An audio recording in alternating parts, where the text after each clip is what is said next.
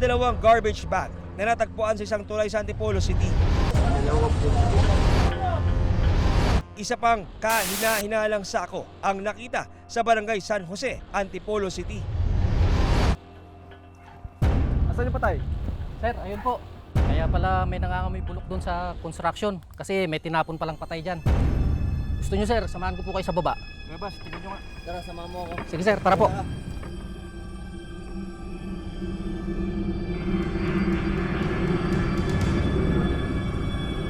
Nang buksan ng sako, Sir, positive sir. Dili yan, tawag mo yung sokotik. natuklasan ang torso o katawan ng isang tao.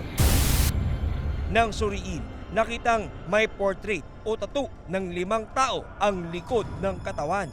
Nabuksan niya yung bag, nakita niya yung torso part ng katawan. Sa aming nakita mga design, yung nasa likod niya ay mga mukha ng kanyang mga anak. I believe kasi mga mukha ng mga bata yung nasa likod. Ang mga tatong ito naging susi para makumpirma na kay Marjorie Reed ang natagpuang bahagi ng katawan. Ayon sa death certificate ng biktima, blunt traumatic injuries to the head o matinding palo o hampas sa ulo ang naging dahilan ng kanyang pagkamatay.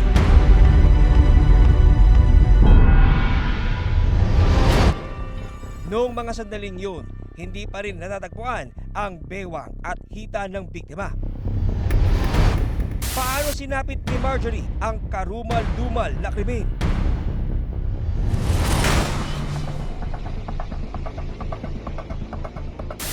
Napasa kamay ng mga otoridad ang isang video na kuha ng isang closed-circuit television o CCTV camera mula sa isang establishmento sa barangay San Jose.